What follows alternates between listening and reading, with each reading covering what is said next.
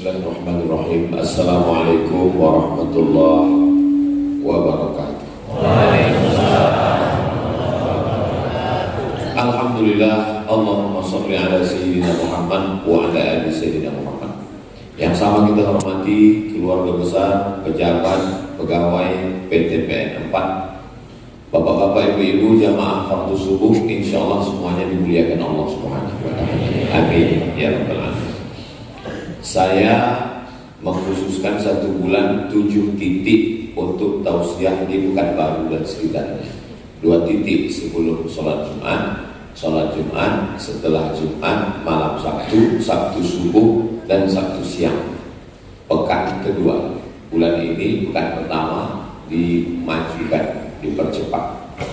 Termasuklah subuh Sabtu ini kita bisa berjumpa di masjid. Bagi saya masjid ini bersejarah karena saya pulang ke Pekanbaru bulan Agustus 2008, bulan Ramadan. Saya selalu sholat di sini bersama almarhumah ibu saya. Jadi kalau saya rindu dengan almarhumah, saya zuhur mampir ke sini karena dulu kami selalu sholat di sini. Masjid ini strategis, di pinggir jalan, bagus, dingin, apalagi siang Ramadan banyak orang tidur di sini. Saya ada kajian rutin di sini. Dulu setiap siang dan setiap Ramadan saya selalu diberikan kesempatan Ustadz Matoblang dari tahun 2008 sampai sekarang. Mudah-mudahan silaturahim kita bisa tersambung. Tahun 2009 saya diminta oleh Ustadz Dr. Johar Arifin untuk mengisi pengajian di Masjid Islamic Center Bangkinang Selasa subuh. Waktu itu Ketua MUI Kapar Ustadz Dr. Mawardi Muhammad Saleh. Pesan beliau, Ustadz Somad bacakan kitab At-Targhib wa Tarhib karya Imam Al-Munziri. Isinya hadis-hadis, targhib motivasi beramal, tarhib ancaman. Lalu saya mengkaji kitab itu sampai akhirnya berubah bupati, nama saya pun tak masuk lagi. Biasa. Nah, lalu kemudian itulah kenapa buku ini saya lanjutkan waktu terbentuk Yayasan Tabung Wakaf Umat. Buku ini terus kami kaji dan sekarang sudah sampai subuh ini pada hadis yang ke-296. Nama kitabnya kalau mau dibeli atau di-download, At-Targhib wa Tarhib, ancaman dan motivasi. Nama penulisnya Imam Al-Munziri. Kitab aslinya terlalu tebal, 1000 halaman. Lalu datang Imam Al-Hafiz Ibnu Hajar Al-Asqalani diringkas menjadi Mukhtasar At-Targhib wa Tarhib. Sekarang kita masuk hadis. Qala al-Imam Al-Hafiz Al-Munziri bisanadihi. Imam Al-Munziri dengan sanadnya meriwayatkan sampai kepada seorang laki-laki namanya Usamah bin Zaid. Usamah artinya singa. Jadi kalau ibu bapak ingin punya anak yang gagah perkasa, kasih dia nama Usamah. Nama anak saya Usamah, Ustadz Sani Ahmad Misbahi Ibadillah. Usamah bin Zaid. Nabi punya anak angkat namanya Zaid bin Harisah. Datang orang panggil dia Zaid bin Muhammad. Zaid anak Muhammad, Zaid anak Muhammad. Turun ayat. Maka Muhammadun aba ahadin min rijalikum. Muhammad bukan bapak kamu, walakin Rasulullah, dia adalah Rasul utusan Allah. Ud'uhum li abaihim, panggillah anak angkat itu kepada ayah kandungnya. Nah, jadi kalau ada bapak ibu mohon maaf punya anak adopsi, anak angkat, jangan dipakaikan di akte, di KTP-nya bin kita. Pakai bin asli bapak. Anak angkat saya ini Pak Ustaz tak tahu bapaknya, karena saya pulang sholat subuh dapat kardus depan rumah. Tak mungkin bin kardus. Nah, pakai bin Abdillah, anak hamba Allah. Abdullah Abdurrahman Asalnya Abdul Somad, anak hamba Allah. Tak boleh pakai bin nama kita, karena itu pemalsuan nasab. Nanti orang menyangka anak kita, tiba-tiba nanti pembagian harta warisan. Adopsi anak bagus, tapi ada 3 poin yang tidak bagus menurut Islam. Yang pertama, anak angkat dipakaikan nasab bin bapak angkat, tak boleh, haram. Apalagi anak perempuan, nanti diwalikan pula waktu nikahnya, waktu mati dapat warisan pula. Yang kedua, banyak bapak angkat menulis wasiat, semua hartaku untuk anak angkatku kalau aku mati. Adapun adik-adikku selok sendalku pun jangan kalian kasih ke dia. Tak boleh. Maka ahli waris tetap mendapatkan. Kalau kita mau menyelamatkan anak angkat, kasih dia wasiat atau hibah. Beda hibah sama wasiat. Aku hibahkan tanah itu 2 hektar untuk anak angkat, langsung pindah nama. Tapi kalau wasiat, menunggu menikah. Nah, makanya jangan senang dulu kalau dapat wasiat, karena itu tak langsung dapat, tunggu dia menikah. Kalau yang menerima ini mati duluan, batal wasiat. Jadi kalau mau ada orang ngasih, Ustaz Somad, saya mau ngasih wasiat ini, hibah aja lah Pak. Saya khawatir pas dapat nanti. Yang ketiga yang berbahaya tentang masalah anak angkat ini adalah ketika anak angkat sudah menganggap macam ayah kandung, emak kandung, lalu di rumah dia membuka aurat. Kalau kebetulan anak angkat itu perempuan, maaf cakap, nampak betisnya, nampak lengannya, nampak rambutnya, padahal itu haram bagi ayah angkat. Tak boleh berdua-duaan dia di rumah. Banyak kasus berawal dari anak angkat, lama-lama jadi bini angkat. Ibu pun hati-hati. Kejahatan terjadi bukan karena ada niat dari pelakunya, tapi karena ada kesempatan. Ingat, yang di rumah itu buaya darat. Buaya ini bisa kita berkawan kalau lepas dia kenyang. Bisa. Kenapa dia patuh ke pawang? Karena disumbatkan 1 ekor ayam, kenyang dia. Kalau pas dia lapar, dimakannya juga itu. Nah, maka hati-hati, waspada. Nah, Nabi ini punya anak angkat namanya Zaid. Zaid bin Muhammad kata orang. Akhirnya panggil dia ayahnya. Maka Zaid bin Harisa. Zaid ini punya anak namanya Usamah. Usamah ini diangkat Nabi jadi panglima perang umur 18 tahun. Anak sekarang umur 18 tahun sibuk minta paket 43. Muhammad Al-Fatih jadi panglima perang menaklukkan Konstantinopel. 3 riwayat karena berbeda tahun lahir. Ada yang menyebut 19, ada yang menyebut 20, ada yang menyebut 21. Muhammad Al-Fatih jadi penakluk panglima perang 19, 20, 21. Usama bin Zaid jadi panglima perang 18. Sekarang ditanya anak-anak muda ini, berapa umur kau? 22. Apa yang sudah kau taklukkan? Hati dia. Nah, inilah yang meriwayatkan hadis ini namanya Usamah bin Zaid, cucu Nabi dari anak angkatnya Zaid bin Harithah radhiyallahu anhuma. Jadi kalau menyebut nama sahabat itu radhiyallahu anhu. Dulu kalau salat tarawih di sini, Al-Khalifatul Awwal Sayyiduna Abu Bakrin As-Siddiq radhiyallahu anhu. Masih begitu lagi sama-sama. Karena sebagian masjid sudah tak boleh lagi bid'ah. Padahal itulah cara ulama Ahlus Sunnah untuk mempertahankan Ahlus Sunnah. Karena kalau tidak, Syiah melaknat semua sahabat. Abu Bakar laknat, Umar laknat. Makanya salah satu ciri masjid Ahlus Sunnah di kaligrafinya itu ada Abu Bakar, Umar, Utsman. Tak ada. Ada Utsman. Utsman. Abu Bakar. Untung ada. Tak ada, curiga juga kita di masjid.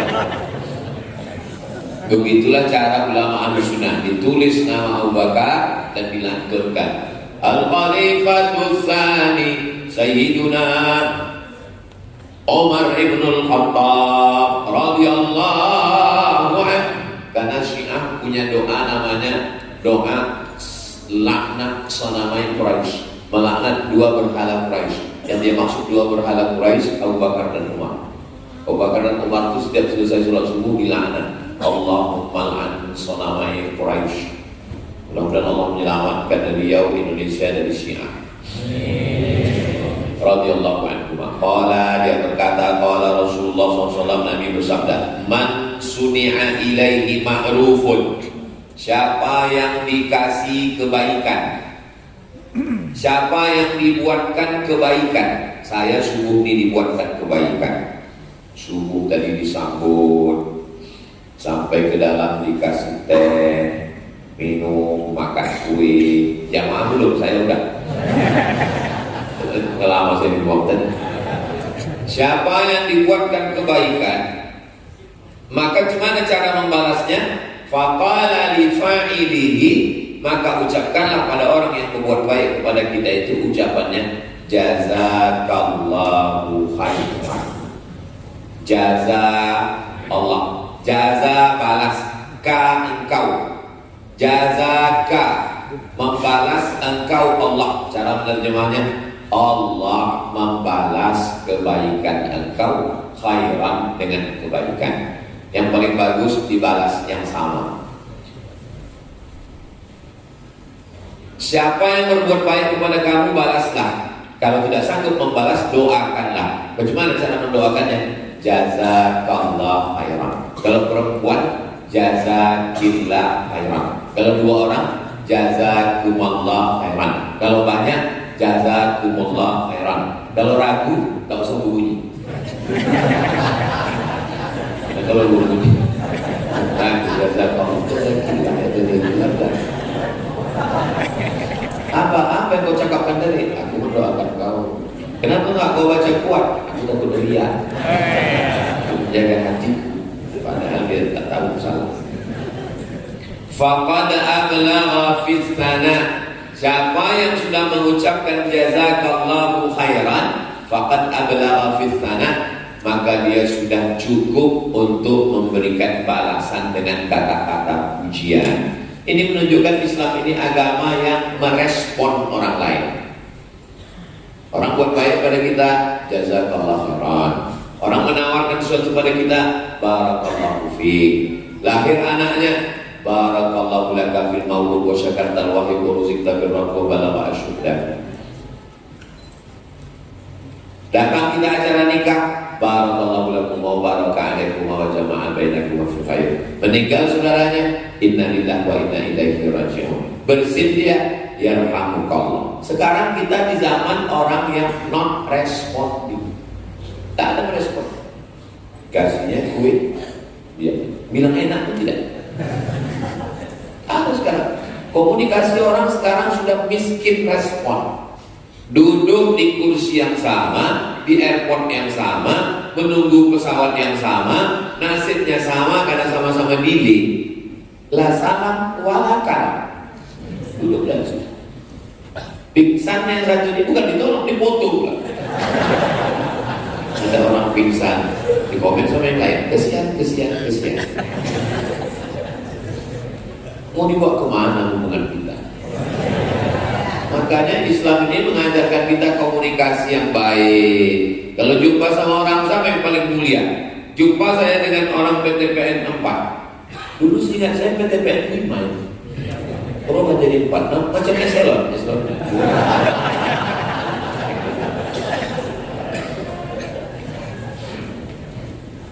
Jumpa yang paling mulia kalau berdua jumpa, man awwalu man yabda'u bisalam. Yang pertama kali mengucapkan salam, itu orang paling mulia. Jadi kalau saya jumpa sama jamaah itu duluan mengucapkan salam. Dia lebih mulia di pandangan Allah. Assalamualaikum Ustaz. Oke, kalau saya jumpa sebelum dia salam, saya dulu Assalamualaikum. Waalaikumsalam. Kenapa? Karena banyak orang menganggap aku kan bos, aku kan pejabat, aku kan orang kaya. Ngapain duluan mengucapkan salam? Enak aja. Kalian yang mengucapkan salam ke saya. Dalam Islam, siapa yang merespon duluan? Macam mana waktu ketemu wajah cerah? La tahqiranna minal ma'rufi syai'an. Jangan sepelekan perbuatan baik. Antal fa'afaka biwajhin talqin. Jumpa dengan orang wajahnya cerah. Jangan jumpa sama orang muka ditekuk macam jeruk purut dipijak gajah. Hancur.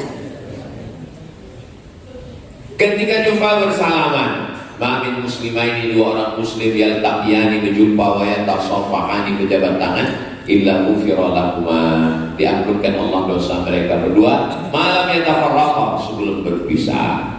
Tahadu tahabbu, saling berbagi hadiahlah kamu, maka kamu akan berkasih sayang. Berbagi hadiah, tak bisa ngasih hadiah, mengucapkan terima kasih, syukran, dibalas dengan afwan. Diberi sesuatu kebaikan, mampu membalas, balas. Tak bisa membalas, jazakallahu khairan. Jazakallahu khairan. Jaza, membalas. Ka, engkau. Allah, khairan, kebaikan. Semoga Allah membalas perbuatan baikmu ini dengan kebaikan. Ketika kita mendoakan saudara kita, Allah kirim malaikat. Apa kata malaikat? Amin walaka mithluh. Kabulkan doa orang ini, Allah membalas macam yang kau doakan untuk saudara. Ada 3 orang diundang ke istana raja. Datang raja, dikasih pulpen, pena. Kata yang satu, kok tahu begini gak datang aku tadi? Masa ke istana cuma dapat pulpen? Kata yang kedua, jadilah ada alat tulis daripada gak dapat sama sekali. Kata yang ketiga, aku bukan melihat penanya, yang kulihat adalah siapa yang memberi. Maka nanti ketika aku pergi ditanya orang, itu pena dari mana? Ini pena dari raja. Jadi kita kalau dikasih orang sesuatu, jangan kita tengok benda, kalau macam ini banyak di pasar pagi Aleka.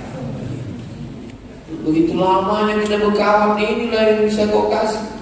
Tapi yang kita tengok adalah respon dia sudah berbuat baik kepada kita, maka kita doakan dia, jazakallahu khairan. Wa fi riwayatin, dalam riwayat lain. Ini menunjukkan bahwa satu hadis itu banyak riwayat. Riwayat ini, riwayat ini, riwayat ini. Tak bisa kita mengatakan hanya satu riwayat. Dalam riwayat lain, man uliya ma'rufan, siapa yang diberi perbuatan baik, au usdiya ilaihi ma'rufan, siapa yang diserahkan suatu perbuatan baik. Lafaznya berbeda, maknanya sama, intinya ada orang buat baik sama kita. Berbuat baik berpada-pada, berbuat buruk jangan sekali. Jangan sekali itu maksudnya jangan lakukan. Banyak anak-anak sekarang tak paham. Berbuat baik berpada-pada, berbuat buruk jangan sekali. Maksudnya kita ulang berkali-kali Pak Ustaz. Jangan sekali, maksudnya sekali itu jangan. Nahwahu atau seperti ini. Di mana hadis ini bisa kami dapatkan? Rawahu Tirmidzi. Hadis ini disebutkan oleh Imam Tirmidzi, nama kitabnya Sunan Tirmidzi. Wa qala, dia berkata, hasanun gharib. Hadis ini statusnya hasan. Berapa level hadis? Paling tinggi sahih, di bawah sahih hasan, di bawah hasan dhaif. Hadis sahih hasan dhaif. Tapi kata adanya hadis maudhu. Hadis maudhu bukan hadis. Hadis maudhu itu hadis palsu. Contoh hadis palsu, al-bazinjan syifa'un min kulli da', terong obat dari segala macam penyakit. Itu hadis palsu. Siapa yang membuat? Tukang jual terong. Berlaku. Wa saqata min ba'din nusakh. Hadis ini tidak terdapat di sebagian naskah. Wa rawahu Tabrani. Hadis ini diriwayatkan Imam Tabrani. Nama kitabnya Al-Mu'jam Al-Kabir. Fis Shaghir, dalam kitab Mu'jam As-Shaghir 3. Al-Mu'jam Al-Kabir, Al-Mu'jam As-Shaghir, yang pertengahan Al-Mu'jam Al-Awsat. Mukhtasaran, secara ringkas, tidak panjang. Idza qala ar-rajul, kalau ada orang yang berkata, jazakallahu khairan, Allah membalas kebaikanmu, faqad ablagha fi tsana, maka dia sudah cukup dalam memberikan balasan pujian kata-kata. Bisa membalas dengan yang sama, bagus. Tak bisa balas yang sama, ucapan. Tak bisa ucapan, senyuman. Senyum pun tak bisa, mati aja lah. Masa serendah itu tak bisa kita membalas perbuatan kebaikan orang. Itu hadis 296. Saya menyampaikan hadisnya setengah jam, setengah 6 sampai jam 6. Dari jam 6 ke setengah 7 saya jawab beberapa pertanyaan yang masuk. Nanti pas setengah 7 kita sholat sunat isyraq 2 rakaat masing-masing. Usolli sunnatal isyraq raka'ataini lillahi. Waktu Bapak Ibu sedang sholat sunat isyraq, disitulah saya pulang diam-diam. Tak gitu Pak, saya pulang. Man sholat subha fi jama'atin, siapa yang sholat subuh berjamaah, summa qa'ada yadhkurullah, duduk berzikir niat Allah, majlis. Kabarnya pengajian subuh Ahad di masjid ini dulu sudah terlaksana karena satu dan lain hal off. Mudah-mudahan subuh Ahad nanti berlanjut lagi insyaallah. Karena masjid ini strategis di tengah kota, jalannya bagus, tempat parkir ada, mubazir kalau tidak dimanfaatkan. Undang ustaz-ustaz kita dekat dari kantor MDI 1000 ustaz, mintakan Ahad subuh. Karena masyarakat ini kalau tidak dikawal dengan pengajian ini, semua pergi ke Car Free Day bercelana pendek. Lari 2 kali putar, makan 3 mangkuk. Kau tahu Pak Ustaz, saya berjalan juga di situ.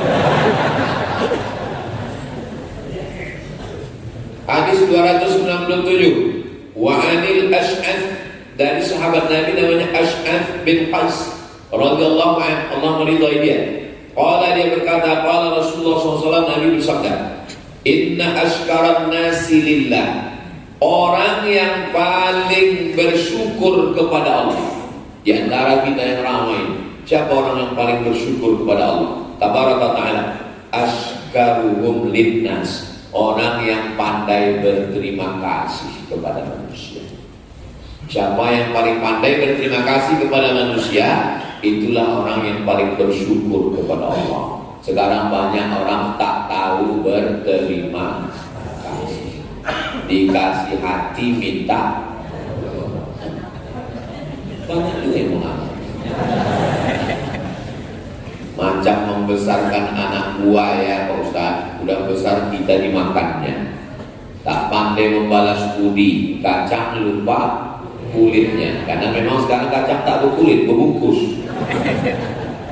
Begitulah sekarang. Banyak orang berkata di zaman sekarang, kalau berbuat baik, siap-siap macam melepaskan anjing terjepit. Sudah lepas, kita kena gigit.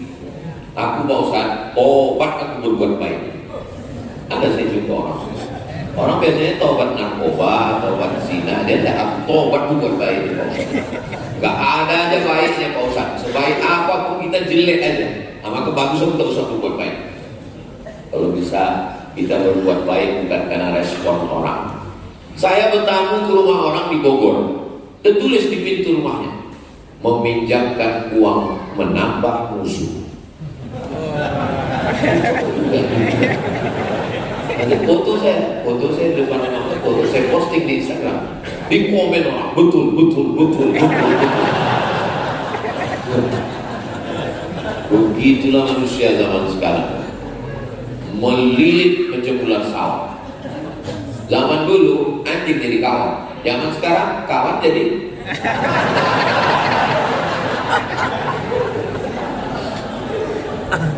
siapa orang yang paling bersyukur kepada Allah? Bukan orang yang mengatakan alhamdulillah, alhamdulillah, alhamdulillah, alhamdulillah. Bukan itu orang yang paling bersyukur. Orang yang pandai berterima kasih kepada manusia. Aku terima kasih banyak ya Pak, terima kasih banyak. Inilah orang yang paling bersyukur kepada Allah. Kalau kita banyak terima kasih kepada manusia. Gimana cara kita berterima kasih? Ya, macam mana cara berterima kasih? Lain padang, lain belakang, lain lubuk, lain ikannya, lain adat, lain tradisinya. Macam-macam tradisi orang.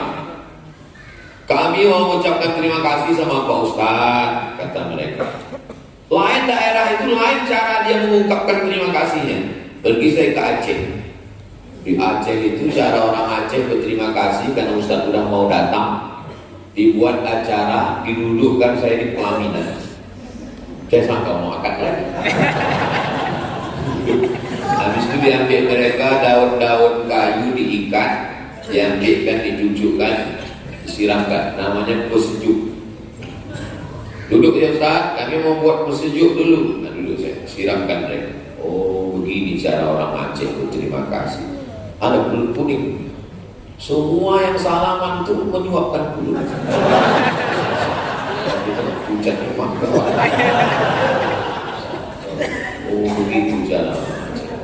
Nah, di Pulau Sumatera ini, habis dari Aceh turun ke bumi Minangkabau, lain pula cara orang Minang ini menyambut. Sambut saya teng teng teng teng teng teng teng teng teng teng. Kosong tadi sih. Rupanya gulanya di dalam. Ustadz Abdul Somad tipe Kabumi Minangkabau bukanlah Ustadz luanan diundang. Inyo adalah anak kemanakan awak nan dirantau pulang kembali ibarat air lawi nan sulit kadare. Nyo pulang balik ke pantai ke Tampek nenek mamanya. Disambut dibawakan orang tua tembak sirih. Ke saya duluan. Saya ambil sirih dari satu, saya punya. Baru berbisi Pak Bupati, Pak Ustaz, sikit aja disuruh.